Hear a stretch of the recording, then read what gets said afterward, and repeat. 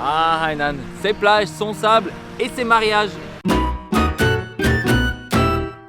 Hello tout le monde, pour l'épisode d'aujourd'hui j'ai décidé d'aller à Jinchawan.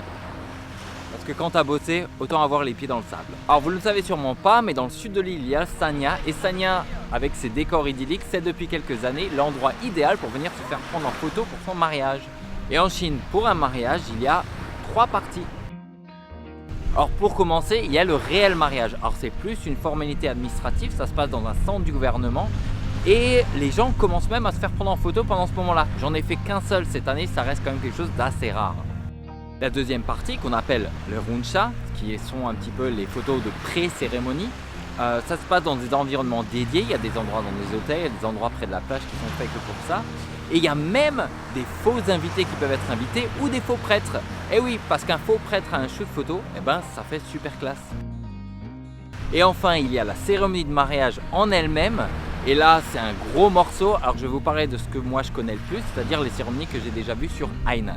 Alors, même que sur Hainan, chaque petite localité a ses petites spécificités. On va essayer de voir ça en gros, mais pour vous donner une idée un peu de comment ça se passe ici. Alors, la mariée se prépare, il est 5 h du matin, elle commence à se maquiller. Elle a enfilé sa plus belle robe, elle a des amis qui viennent l'aider, des sortes de témoins, elles vont toutes avoir la même robe, la même couleur. Et elles vont devoir pourvoir à tous les besoins de la mariée durant cette journée. Elles seront aussi là pour s'occuper des gages pour quand le marié viendra chercher sa dulcinée. Alors pendant ce temps-là, le mari lui aussi se prépare. Ses amis / témoins arrivent. Il prépare des petites enveloppes rouges avec des rongbao pour mettre de l'argent à l'intérieur. Les pétards. Ah non, pas les pétards, maintenant les pétards sont interdits dans les grandes villes. Donc à la place, ils utilisent soit des enregistrements de pétards,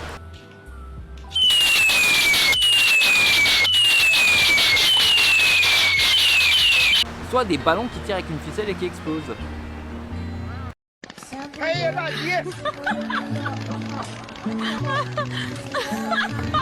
Tout le monde se fait beau, bye bye aux parents et hop, on va récupérer sa dulcinée.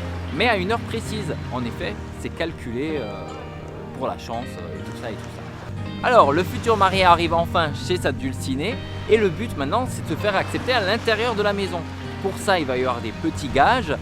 Et si ça ne passe pas, eh ben on va commencer à distribuer les rongbao. Une fois arrivé dans l'appartement, d'autres petits gages sont mis en place. Et enfin, on arrive dans la chambre de la mariée. Là, il faut encore trouver les 2 chaussures. Une fois qu'on les a retrouvées, on les passe au pied de la dulcinée. Quelques petits engagements, peut-être quelques chansons, des choses à signer. On invite les parents à boire du thé, on dit salut aux anciens. Et c'est parti, on va dans la maison du marié. Alors je dis maison du marié, ça pourrait être aussi la nouvelle maison qu'ils ont.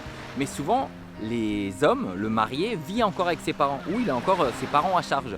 Donc ils vont tous vivre ensemble. En effet, comme le dit une belle expression chinoise, la fille c'est un petit peu comme l'eau pour nettoyer le sol. Au bout d'un moment, on la jette. Okay. Alors suivant les régions, ça va être plus ou moins facile.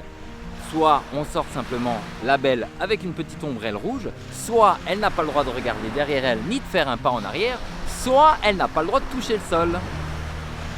Vaut mieux choisir une fiancée pas trop obèse. Surtout dans ce genre de situation qu'on se retrouve avec des scènes un petit peu cocasses lors des shootings. Les gens ne peuvent pas se placer comme ils veulent. Allez, on est arrivé, on est dans la maison des parents, on rentre dans la chambre pour une première fois et là on fait des petits bonds sur le lit pour... vous avez compris, c'est pour stimuler un petit peu ça. Parfois, pour la déco sympa, ils rajoutent un petit bébé en plastique. Je veux manger ton âme. Allez, on réoffre le thé aux parents, un petit salut aux anciens et c'est reparti. On arrive à l'hôtel, tout le monde prend un petit peu de repos. Il est 16h30, la belle s'est remaquillée et a changé pour une robe un petit peu plus blanche. Et maintenant, c'est l'heure des photos. Alors, 1 heure pour la séance photo plus ou moins, une petite répète sur la scène pour savoir comment on va se placer, comment on va rentrer sur scène. Et c'est déjà l'heure d'attendre les invités. Ça va durer jusqu'à les 19h à peu près. Autant vous dire qu'à ce moment-là, la mariée, elle est complètement vannée. Surtout qu'à Hainan, la plupart des mariés sont déjà enceintes. Tellement de blagues que je veux faire. Ok, c'est le grand moment, le marié est sur la scène, la mariée entre au bras de son père, ils font l'échange, ils se font un petit câlin, ils retournent ensemble, quelques paroles pour l'assistance et on s'échange des vœux. Un petit bisou ou un câlin pour les plus timides et ça y est, ils sont mariés, tout le monde est content. On découpe un gâteau qui est faux, on verse des champagnes dans une pyramide de verre qui est faux et on boit au bonheur de nouveaux mariés. On descend de scène, la mariée se change encore une fois et c'est enfin l'heure de manger.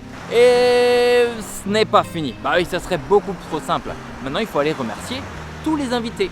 Alors les gens vont aller de table en table pour récupérer les petites enveloppes rouges. Vous vous rappelez, on avait donné au début.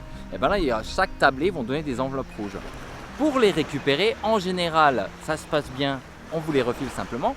Et sinon, les témoins / amis, vous vous rappelez celui du marié, il faisait pas grand chose là. Et bien là, ils vont rentrer en scène. À Hainan, souvent, en dessous de chaque verre d'alcool, ils vont mettre l'enveloppe rouge. Il faut donc vider le contenu du verre pour récupérer l'enveloppe rouge. Bref, après quelques tours de table, tout le monde est sous. Dans la vidéo que je vais vous montrer pour illustrer ce propos, il y avait 20 tables. Enfin, tout est fini, il est 21h, la plupart des gens rentrent chez eux. Alors, petite anecdote sympa par rapport à ces enveloppes rouges, le contenu, enfin l'argent qu'il y a dans ces enveloppes rouges n'est pas vraiment pour les mariés, c'est plutôt pour les parents, pour la personne qui organise le mariage.